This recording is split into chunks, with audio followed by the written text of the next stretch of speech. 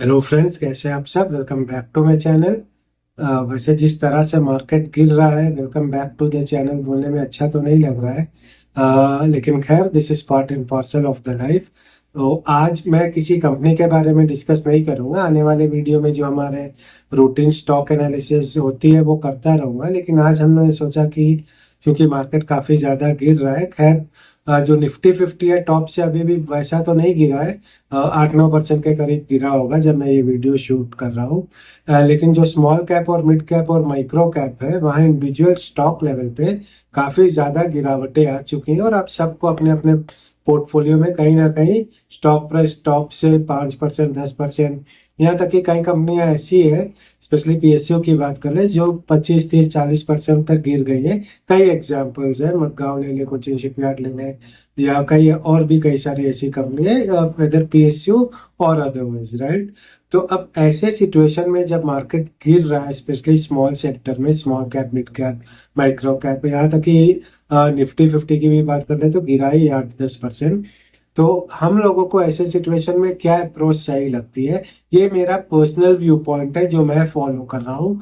और आप अपनी ओपिनियन दीजिएगा कि आपको क्या लगता है, क्या ये अप्रोच सही है या गलत है। क्योंकि मैं थोड़ा कंजर्वेटिव हूँ, थोड़ा डिफेंसिव हूँ, बहुत एग्रेसिव इन्वेस्टर नहीं हूँ मैं। तो उस हिसाब से मैंने अपनी जो स्ट्रैटेजी है वो डिवाइस की है, और मैं उसी बेसिस पे अपने डिसीजंस लेता हूँ। स्पेशली जो लोग स्टॉक मार्केट में रिसेंटली आए हैं, 2020, 21, 22, 23, तो ऑब्वियसली उन्होंने कुछ ना कुछ रिटर्न अच्छी खासी देखी होगी। जो दो कोविड के बाद से जो आए हैं, उनका पोर्टफोलियो 50%, 100%, कुछ स्टॉक्स तो ऐसे हैं जो 2x, 3x, 300 टाइम्स भी बढ़े हैं। लेकिन मोटा मोटी 2020 के बाद जो भी आए हैं, सब ने ठीक ठाक पैसा कमाया है।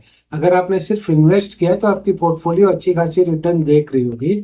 और अगर आप लोग रिसेंटली आए हैं, 2024 में आए हैं, 2024 या 23, और ऐसी कंपनियां जो ऊपर से 20-30% गिर गई है, तो आप ब्रेक इवन में होंगे, या पॉसिबिलिटी है अगर आप रिसेंटली इन्वेस्ट करना शुरू किए तो आपकी पोर्टफोलियो नेगेटिव में भी हो सकती है। तो यहाँ जो मैं जो समझता हूँ, क्योंकि हम में से किसी को नहीं पता, टीवी में, यूट्यूब में काफ़ी लोग आते हैं, वो बताते रहते हैं कि अब मार्केट ने बेस बना दिया, यहाँ से रिकवरी आनी चाहिए, एफआईआई की बिकवाली रुकी है। लेकिन as a matter of fact, जो मेरी ओपिनियन है, मुझे नहीं लगता कि कोई भी श्योर शॉट बोल सकता है कि मार्केट कहाँ बेस बनाएगी या कहाँ तक और गिरेगी। ये करेक्शन और 2% का है, 5% का है, 10% का है, 20% का है, we never know, right. Already market top से, निफ्टी की बात करें जो उतनी नहीं गिरी है, लेकिन सिर्फ 8% गिरी है। स्मॉल कैप और मिड कैप जो इंडिविजुअल स्टॉक की बात करें तो काफ़ी कम गिरी है, लेकिन वो ही 8% गिर गई है। और जो हमारे एफआईआई है, वो सिर्फ अभी अपना टोटल होल्डिंग का सिर्फ 1.2% के करीब ही बेची है। तो एज्यूम करें अगर वो 2, 3, 4% बेचे तो मार्केट कहाँ जाएगी। ये point number 1। Point number 2, retail investor वो बेचारे पैनिक भी जल्दी करते हैं, इंक्लूडिंग मी, हम सब उसी कैटेगरी में आते हैं। तो अगर हम लोग जैसे रिटेल इन्वेस्टर वो भी पैनिक सेलिंग करेंगे तो obviously that will add to the falling market, और भी तेजी से गिरेगी, राइट।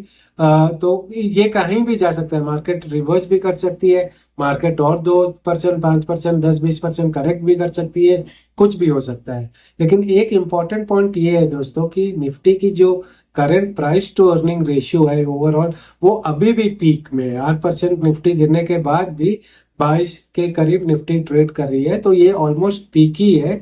जनरली 20, 21, 18, 19 इस रेंज में रहती है, तो पीक है 22, आप पीक ही मान के चल रहे हैं। और स्पेशली जब इस क्वार्टर की अर्निंग काफी खराब आई है, तो उस अर्निंग को अगर आप कंसिडर करें तो वाकई निफ्टी की जो वैल्यूएशन है ऊपर दिखती है, राइट। तो नेगेटिव नीचे जाने की पॉसिबिलिटी जो मुझे लगती है, अब वो कितना और है मुझे नहीं पता, लेकिन वो पॉसिबिलिटी ज्यादा लगती है compare to immediate reversal market ऊपर जाने की, राइट। तो मैं पर्सनली क्या करता हूँ और मैं जो समझता हूँ, वंस अगेन आप लोग की ओपिनियन इसमें चाहिए होगी, आप लोग अपना फीडबैक दे। मैं बेसिकली यहाँ ये फॉलो कर रहा हूँ, कंपनी की दो चीजें, जो लेटेस्ट क्वार्टर की रिजल्ट कैसी रही और कंपनी की वैल्यूएशन कैसी, राइट। जैसे बहुत सी कंपनी की वैल्यूएशन बहुत भाग चुकी है। हिस्टोरिकल वैल्यूएशन अगर उनकी 15 की पीई है, अभी 30 की हो गई है, तो वो एक रेड फ्लैग है। और दूसरा, रिजल्ट अगर बुरी है तो वो भी रेड फ्लैग है। तो ये दोनों के कॉम्बिनेशन के हिसाब से मैं अपना डिसीजन ले रहा हूँ। फॉर एग्जांपल अभी फॉर एग्जांपल मेरे पोर्टफोलियो में समझ लें 10 20 30 स्टॉक है, और उनमें से काफी स्टॉक ने अच्छा प्रॉफिट भी बनाया है, 20% 25% 60%, कई स्टॉक तो 2x भी है फॉर एग्जांपल। तो अब मैं क्या देख रहा हूँ, क्योंकि अब थोड़ी सी अनसर्टिनिटी है, मैं मेरा प्रॉफिट को भी लूज करना नहीं चाह रहा हूँ, राइट। स्पेशली उन कंपनी में जहां मेरी अच्छी खासी प्रॉफिट है, और as a matter of fact अगर प्रॉफिट नहीं भी है लेकिन उनकी वैल्यूएशन बहुत ज्यादा एक्सपेंसिव हो गई है, तो वहां मैं एग्जिट कर रहा हूँ। ये पॉइंट नंबर 1 हो गया, जहां वैल्यूएशन बहुत ही ज्यादा एब्सर्ड हो गई है, बहुत ही ऊपर चली गई है। अब तक ये था कि मार्केट वैल्यूएशन एब्सर्ड तो पिछले 6 महीने से थी, लेकिन मोमेंटम के साथ मार्केट ऊपर जा रहा था, तो मैं भी मार्केट के साथ फायदा उठा रहा था, एग्जिट नहीं ले रहा था, जब तक बढ़ रहा है बढ़ने दे रहा था। अब मैंने देख लिया कि ऊपर से कोई स्टॉक मेरा अगर 60 70% बढ़ा है, ऊपर से वो 10% गिर गया है, नीचे आ गया 10 या 20%, फिर भी मैं अगर प्रॉफिट पे बैठा हूँ, तो मैं देख रहा हूँ कि अब वैल्यूएशन काफी ऊपर है, तो मैं एग्जिट कर रहा हूँ। ये पॉइंट नंबर 1 हो गई। पॉइंट नंबर 2, वैल्यूएशन ऊपर है और रिजल्ट खराब है, तो डेफिनेटली मैं एग्जिट कर रहा हूँ उन कंपनियों से। पॉइंट नंबर 3, वैल्यूएशन ओके है, कंपनी की वैल्यूएशन रीजनेबल है, ठीक ठाक है, लेकिन रिजल्ट खराब हो गई, राइट। ये रिजल्ट खराब होने से क्या होगा कि अब तक जो वैल्यूएशन पी 20 की थी या 25 की थी, रिजल्ट खराब होने की वजह से वो वैल्यूएशन अब बढ़ जाएगी 5% 10%, क्योंकि ईपीएस कम हो गई तो पीई ऊपर चली जाएगी। तो ये कंडीशन में, क्योंकि वैल्यूएशन ऊपर चली गई रिजल्ट खराब होने की वजह से, और दूसरी बात सेंटिमेंट्स मार्केट की खराब है, विच इज वेरी इंपॉर्टेंट, तो उन स्टॉकों की काफी पिटाई हो रही है और आगे और भी हो सकती है, तो वहां भी मैं एग्जिट कर रहा हूँ, राइट। वैल्यूएशन बहुत ज्यादा है, रिजल्ट अच्छा है, तो भी एग्जिट, क्योंकि वैल्यूएशन ज्यादा है।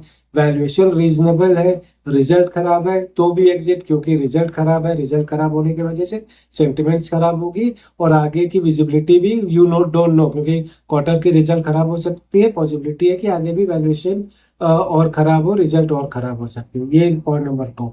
अब जिन कंपनियों की वैल्यूएशन ठीक ठाक है, रीजनेबल है, और उस पे से रिजल्ट अच्छी है, राइट, वहां अगर स्टॉक प्राइस सेंटिमेंट्स की वजह से गिर भी रहा है, मैं उसे नहीं बेच रहा हूं, क्योंकि वहां मुझे वैल्यूएशन में कंफर्ट आ रही है, लेकिन रिजल्ट भी वहां अच्छी खासी ग्रोथ दिखी है, 15% 20% 25% ईपीएस में ग्रोथ आई है, वहां मैं एग्जिट नहीं कर रहा हूं। भले अभी वहां अगर मेरी स्टॉक प्राइस जो है टॉप से 10 15 5% अगर गिर भी रही है, तो भी मैं एग्जिट नहीं कर रहा हूँ, क्योंकि ये इवेंचुअली थोड़े दिनों के बाद, होपफुली, ये मेरा बिलीफ है, जब मार्केट थोड़ी भी स्टेबलाइज होगी, ये बहुत तेज ऊपर भागनी चाहिए, क्योंकि इनकी वैल्यूएशन भी अच्छी है और रिजल्ट्स भी अच्छी है। वैल्यूएशन रीजनेबल है, रिजल्ट भी रीजनेबल है, तो इनको मैं अभी भी होल्ड कर रहा हूँ। लेकिन अभी मैं कोई भी कंपनी में अगर वैल्यूएशन कितनी भी चीप हो गई, रिजल्ट कितनी भी अच्छी है, फिलहाल आज के डेट में मैं कोई भी स्टॉक परचेज नहीं कर रहा हूँ, मैं एक्युमुलेट नहीं कर रहा हूँ, मैं एवरेज नहीं कर रहा हूँ, क्योंकि मुझे अभी बेस नहीं दिख रहा है, निफ्टी कहाँ जाके थमेगी वो बेस नहीं दिख रहा है। मैं इंतजार कर रहा हूँ कि ये निफ्टी की फॉल खत्म हो, वो कब होगी, आज होगी या और 10% नीचे गिरने के बाद फॉल खत्म होगी, तो वहां जहां फॉल खत्म होगी, वहां से मार्केट एक सिग्नल दे 5-10% ऊपर चला जाए, आफ्टर फॉल ऑफ 20% 25% 30%,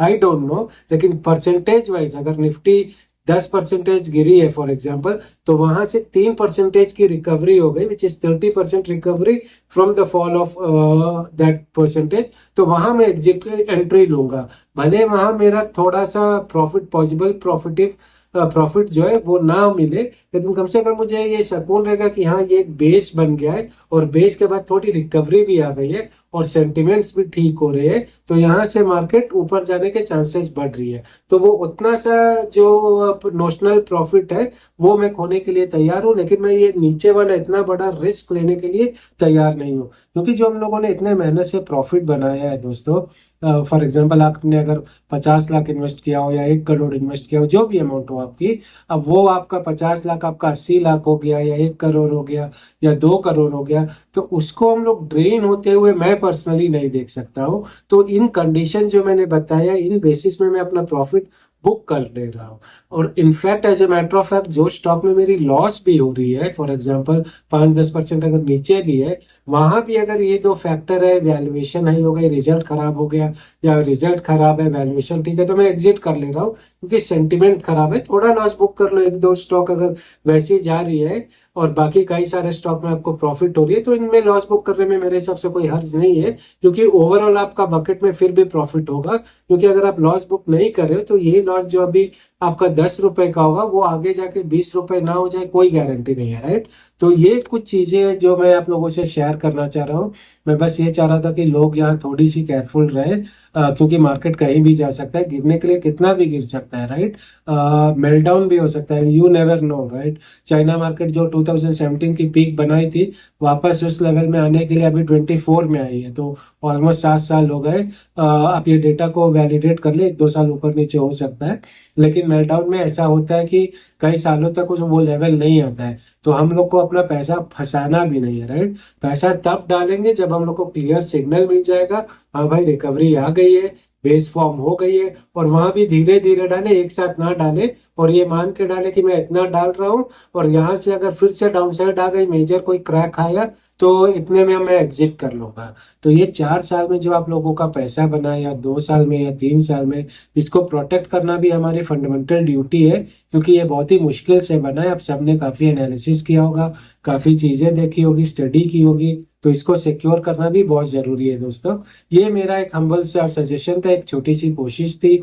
और आप में आपको इसमें कोई भी पॉइंट ऐड करना हो, कि कोई और अप्रोच आपको सही लगता हो, तो आप शेयर करें, मैं उसको जरूर डिस्कस करूंगा। At the end of the day eventual objective ये है कि जो भी बेस्ट अप्रोच हो वो रिटेल इन्वेस्टर के सामने है, ताकि उनकी लॉसेस जो है वो मिनिमाइज होए और प्रॉफिटेबिलिटी जो है वो मैक्सिमाइज हो। तो कोशिश यही है दोस्तों। तो आज के लिए इतना ही, आगे हम फिर किसी और वीडियो में मिलेंगे। अपना जो रूटीन वीडियो होता है, अभी भी स्टॉक पिकिंग का सिलसिला जारी रखें। आप अपना जो बकेट है, जो अपना वॉच लिस्ट है, उसे तैयार रखें। जब वो आपको लगेगा कि हाँ अब इन्वेस्ट करने का मौका आ गया है, तब एनालिसिस करके फायदा नहीं है, एनालिसिस अभी करके रखें, और जब वो मौका आएगा तो आप उसमें एंट्री ले लो उस हिसाब से। तो हम अपने चैनल में ऐसी कंपनी जो अभी ठीक लग रही है, उसके डिटेल्स आपसे शेयर करते रहेंगे, फंडामेंटल स्टडी उसकी सारी डिटेल्स आपसे, एनालिसिस आपसे डिस्कस करेंगे।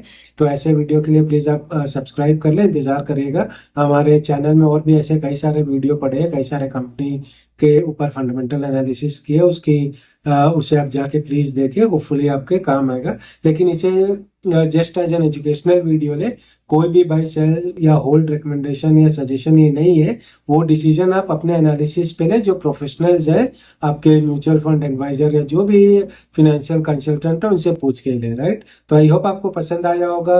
अपना कमेंट शेयर करें और अपना ख्याल रखें, लाइफ को एंजॉय करें, टेंशन थोड़ा कम लें, और protect your money as well, right. Until we meet again, have a wonderful day and bye for now.